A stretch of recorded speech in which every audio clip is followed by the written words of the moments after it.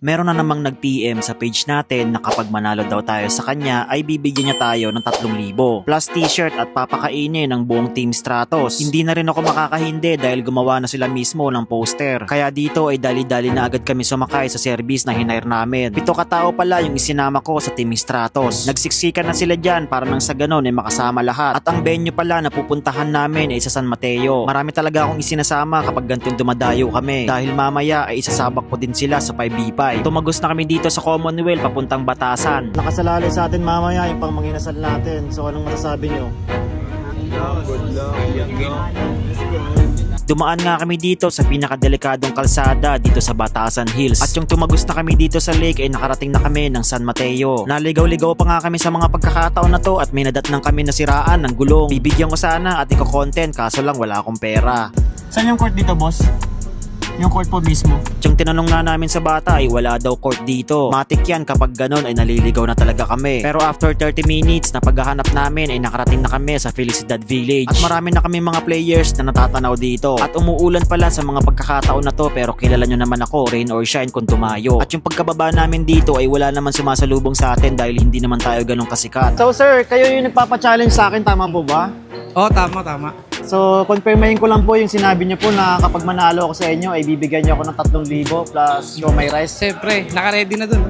Buong Stratos, papakainin namin. So, pakilala ko rin yung kasama namin, dalawa kaming Lazy Hoops. So, lahat ng mga organizer ng Lazy Hoops. Mahihain po ako eh. Promote ko lang yung Lazy Hoops. Check yung page, palagay dito boss.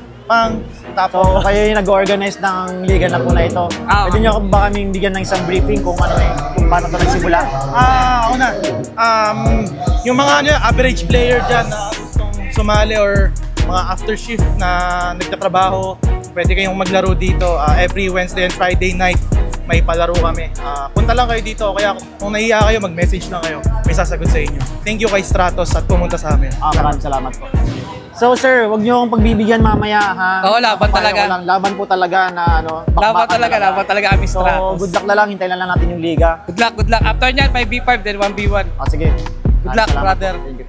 Pero syempre, pinuntahan muna natin dito yung committee nila. Napaka-organized ng liga nila guys. Kaya kung ako yung taga dito, mamamangha talaga ako eh. Sobrang ang gaganda pa ng mga trophy at medal nila dito na halos hindi talaga tinipid. Inuna na namin makipag-picture dito para mamaya ay hindi pawis-pawis. At pagkatapos nga nun ay dali-dali na agad kami nilang pinakain.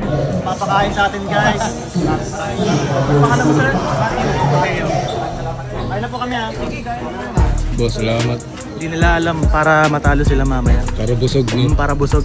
Ang kape ni Sai. So grabe talaga yung welcome na nag-aya sa atin dito. Talagang complete package. Maraming salamat po, Lazy Hoops. Maraming salamat po pala sa mga nagpa-picture sa atin dito. Then eto na yung match up ng 5v5 ng Team Stratos versus team nila. Alam nyo ba guys, bigyan ko lang kayo ng konting trivia sa binubuo kong team. Hindi ako kumukuha ng mga malalakas dahil wala akong ipambabayad talaga. Kaya eto yung nagtsatsaga lang talaga ako kung sino lang talaga yung gustong sumama, talagang ipapasama natin. Yan yung bago natin na member na si Hakim, yan yung point guard namin ngayon. Aminado naman kami na dumayo kami dito na walang ka-practice or chemistry. Basta laban lang, bakbak lang, kung bakbak talagang dikitan talaga sa depensa ang gusto kong mangyari. Hindi naman ako pumayag dito guys, naka-match up nila na matatangkad. Sabi ko same height lang talaga. At liga style pala yung sistema ng laro namin dito na may 2 referee. 12 minutes lang to at 2 quarter lang. Malalakas yung mga nakalaban nila dito na pambato daw talaga ng San Mateo. At yung pinaka-highest nga na natambakan kami ay 15 score.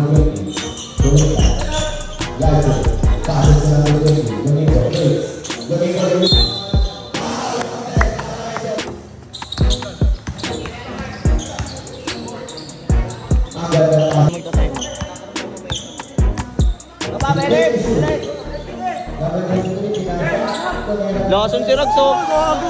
Lason. 5 to shoot. 1-on-1 shoots.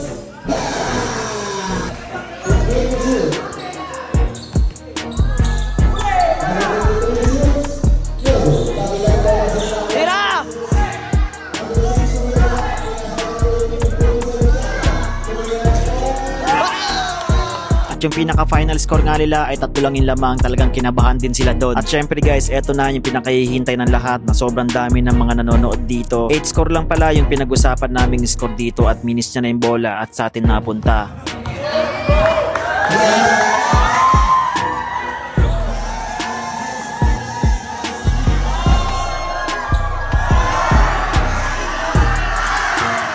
Hindi ko nga alam kung i-voice over ko pa dahil grabe yung crowd reaction eh.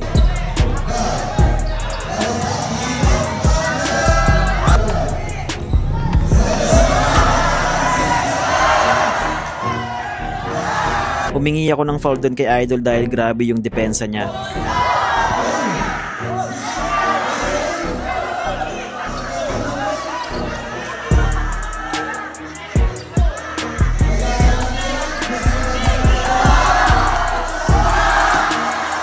May sinusubukan akong bagong tricks doon eh, sayang hindi ko nagawa.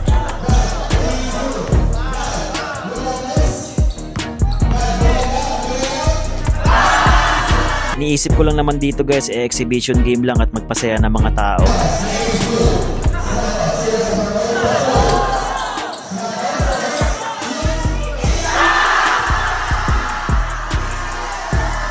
Medyo lugi talaga tayo sa kanya sa home court advantage dahil kabisado niya yung ring dito.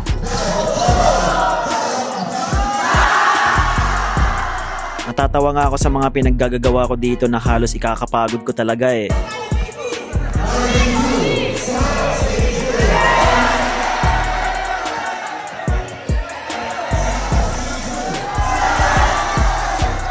Medyo kinakabahan din kasi ako kapag gantong mga crowd yung mga nanonood sa akin eh. Pero grabe yan, napaka-consistent ng tira niya dito. Parang feeling ko nga eh, pinaghandaan tayo nito ni Idol eh. Iwan na sana siya dito eh, kaso lang kinakapitan tayo. Kaya humingi na lang ako ng foul. At yung ibibigay niya nga uli sa akin yung bola dito ay nag-request siya ng timeout dahil sobrang nga daw siyang hinihingal. Napagod din ako sa mga pinaggagawa ko kaya dito nakapag-decide na lang ako na tumira eh.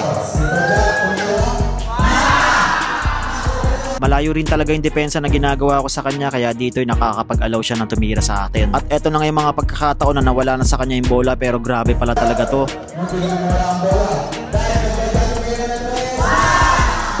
Tas eto na naman tayo, puro kalokohan talaga yung nalalaman ko eh, kung ano-ano mga dribble eh.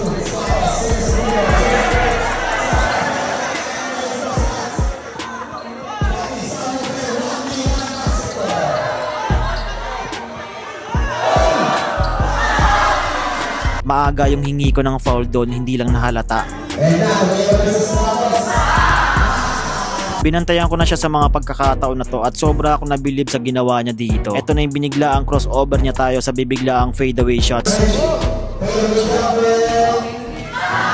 Grabe, kamping-kampi niya talaga yung ring dito.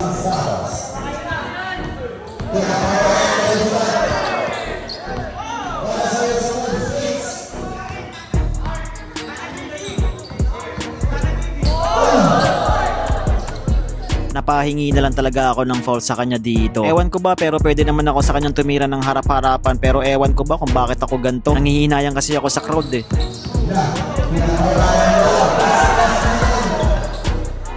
Kinakapitan niya kasi tayo kapag sumasalaksak na eh.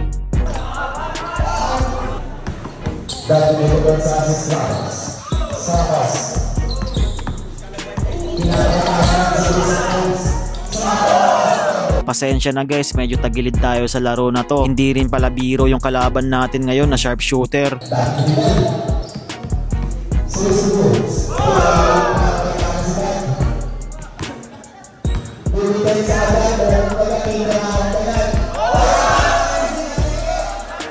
Kapag malapit na tayo mag-easy basket, doon na tayo pina-foul eh.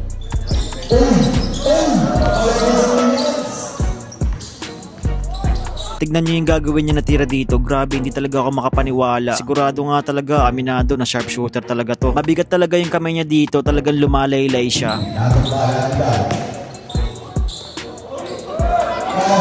Pagod na siya, pagod na rin ako. Halos parehas na kami dito. Pero ibang klase pa rin talaga yung ginagawa niyang consistent na tira. Talagang sharpshooter talaga siya.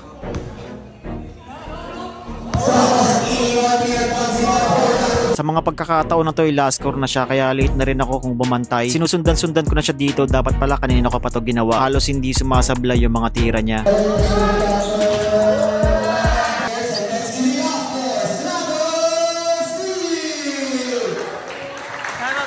Lacy Hoops, God. Page mo yan. Lacy Hoops page. Tsaka God. Salamat po sa pagbisita sa aming liga. Yan. Sobrang maraming salamat po sa mga nagpa-picture dito. Ang bait nga ni Idol binigyan niya pa rin tayo dito ng 3,000 kahit na natalo tayo. Salamat na yan. First match siya, na-review. Perfect. Malinaw.